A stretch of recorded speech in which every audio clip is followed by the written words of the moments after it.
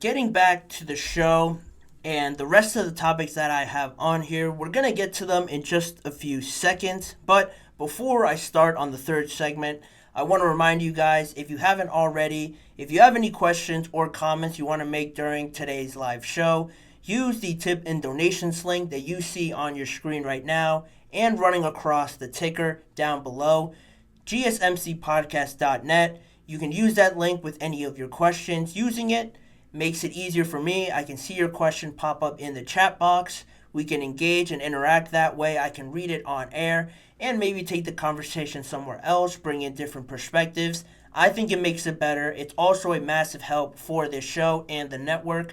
We send a big thank you to you guys anytime anyone is able to use that link. Once again, the tip and donations link is gsmcpodcast.net. Saying that, we can move on. Franchise tag players, where they sit right now, probably in a very good spot compared to other years and at other points this offseason where it didn't look great. Nobody wants to get franchise tagged. I'm sure any player that you see get interviewed about the possibility of getting tagged, transition tagged, their face, their whole demeanor, I'm sure, goes down. They're not the happiest talking about it, and a good amount of them actually got the franchise tag this year. Josh Allen was tagged from the Jacksonville Jaguars, Brian Burns with the Panthers, L'Jarius Sneed, Michael Pittman, just to name a few. They were all tagged in order to keep them from hitting the market, potentially their teams getting outbidded and losing their player for basically nothing. You want to keep him around and hold some value, or just extend him because you value him that much and you just want that extra bit of time to not have that risk of losing them with them hitting the free agent market in March when it started. But now you look at those players that were tagged. Once they're tagged, they have until July the 15th as the last day for these tagged players for these teams to agree on any multi-year long-term agreement extension with any of these players. Anything past that, it becomes official, and these players are just on that 1 year deal with that average salary that they get from the players in their position.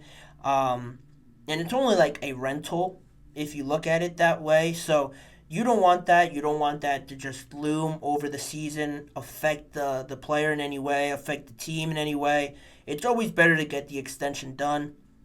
And what's funny about this year, like I mentioned, there was 9 tagged players, and already there's been 7 of them that have signed that long-term deal. And it's unusual because these sort of deals don't usually get agreed, discussed, get reported as being close to done until really June or later than that, close to the deadline in July. And now we still sit in mid-April right now, and most of them have already been signed to these deals. The only ones that are left are T. Higgins and Antoine Winfield on that list. And again, going through the players that were tagged and now have these long-term deals, I'm sure you guys have seen most of them get reported on already. Josh Allen, the latest one, got a 5-year, $150 million deal. Justin Madubuike was one of the first ones. He got a 4-year, $98 million deal. Kyle Duggar, 4 years, $58 million. Jalen Johnson, another one, 4 years, $76 million. Very important positions, like I mentioned there. Cornerback, safety, defensive line for Brian Burns, Josh Allen, Justin Madubuike. L'Jarius Sneed, a defensive back, the kind of year that he had, he got an extension with the Tennessee Titans. Michael Pittman as well, the Colts' top wide receiver, another one that got extended for 3 more years. Very important positions, and all these deals are great deals. None of these are bad, in all honesty, because Allen and Burns become one of the highest paid defensive line players. Sneed is up there now on salary per year as one of the top paid corners. Michael Pittman is up there as well. And I don't think anybody looks at these deals and thinks, oh, they got way too much money, or the team fleeced that player because they were franchise tagged, so they got bad deals. I think these are all pretty fair deals, and after looking at these and seeing who was left over, I saw a tweet by Andrew Brandt, a sports insider, that brought up a very good point that I never really thought of before looking at these deals. He said that these deals are great, just like I said now, but potentially not the best, absolute best deals that these players could have got because of that point that I made. They only negotiated with one team because they were franchise tagged. Imagine if all of these players, very good players coming off of great years, had the opportunity to talk with everybody in the league and talk with all 32 teams, and maybe a team out there could have offered more than 150 million for Josh Allen, more than 100 million for Justin Madubuike, more than 85 million or something like that for L'Jarius Sneed. That's just left out there somewhere in the ether to constantly go over, oh, what if, what if, what if. But it is a valid point because it does limit you to only one team. But then again, a lot of these players I don't think really wanted to leave. They just want to get paid what they believe is their value.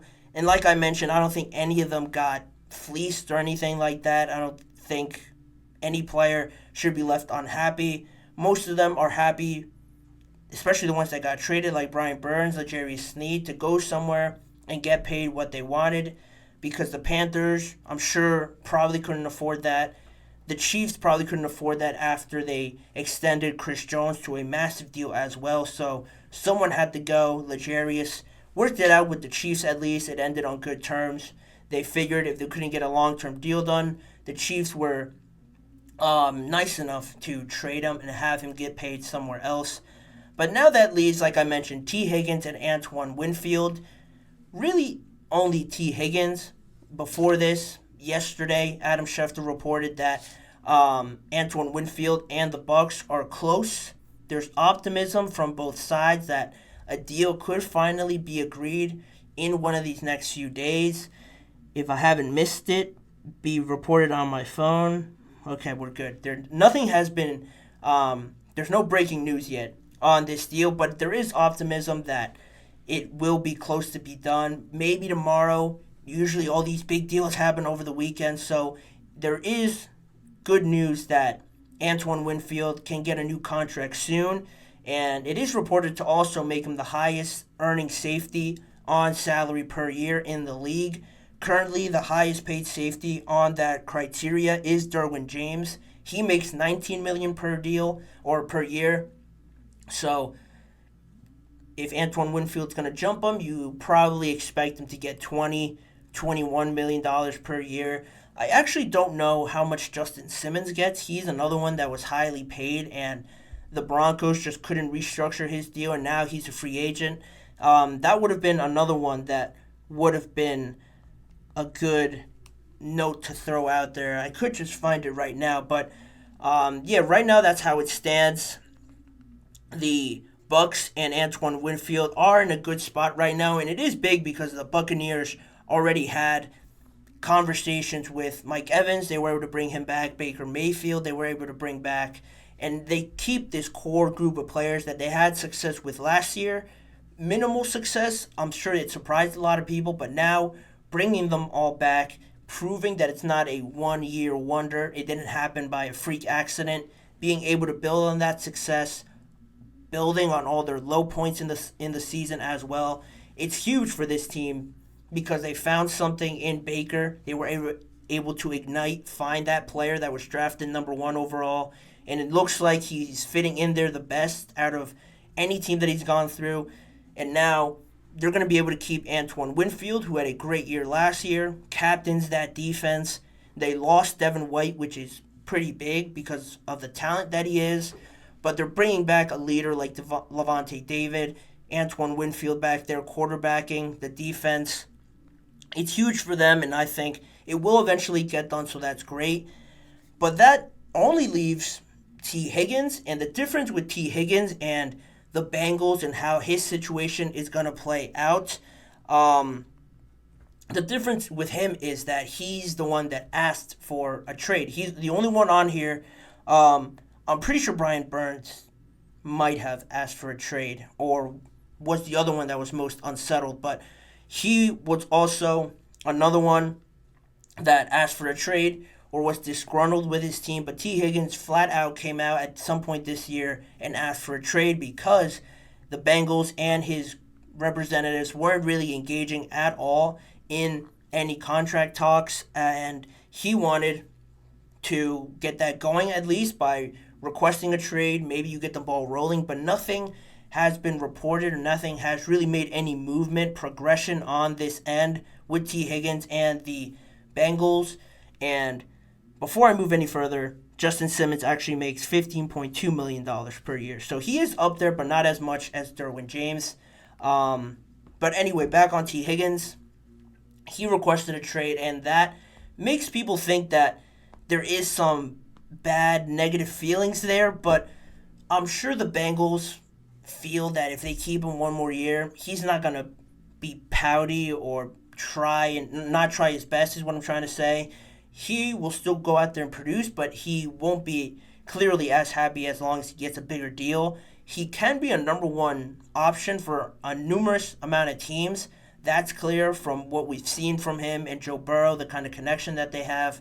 Of course, the Bengals don't want to lose him, but they have to kind of balance their checkbook right now. Where do they want to invest some of this money, salary cap that they have? Jamar Chase is just down the line a year or two where you get really close to not losing Jamar Chase, but you get to that point where he is on that last year of his deal, and you're definitely not going to – if there's a player you don't want to lose on the Bengals, it's obviously Jamar Chase. Joe Burrow as well, 1A, 1B, but if you had to make a choice, unfortunately, the odd man out there is T. Higgins if it doesn't fall in line with whatever they're doing. Luckily, they signed Joe Burrow already to that extension.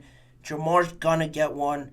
There's no way he doesn't. So T. Higgins right now, I'll be surprised, really, if they get something done. I feel like if they really wanted to, there would be something out there already that they're getting close or nothing's really happened. It's just crickets right now. So I think I want to say he goes somewhere else, but then again, they're going to ask for a lot when they could just keep him. And I don't know which teams right now would have that high of asking price or would be reliant to give up that much to get T. Higgins and give him a big contract if they're ready right now.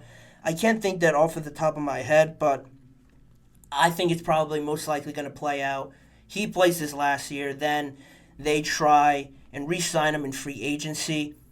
The risk with that is that they could lose him for free. They don't want to lose that, or they don't want to do that. So they're kind of playing with fire here a little bit, but that is where they stand right now with him. They have to think about this long term, who they really value more than the other. And it's going to be interesting to see how that plays out because T. Higgins, like I mentioned, great talent, can be a number one somewhere. You just got to have to figure out the money, the financial thing about it. It always takes long. The draft is always a place where something can happen. The Bengals hold the 18th pick, if I'm not mistaken. So that, again, it's another intriguing bit. If they trade T. Higgins to somebody else, they accumulate a draft pick late in the first round this year. Maybe they move up, package T. Higgins and that 18th overall pick, and move up in the draft and get a player that they really want. Maybe one of the top receivers in this year's draft. You never know what could happen in this draft. I wouldn't put it past them to do something like that, or maybe for another first-round pick next year. They have a lot of options, so they really have to weigh what they want to do, what's good for this team long-term, because they have a lot of what you need to have success in this league. They got the quarterback, the wide receiver. The offensive line is definitely better. An underrated defense. You just have to iron out all these other things. But that's where that stands. Almost everybody that signed the franchise tag is extended.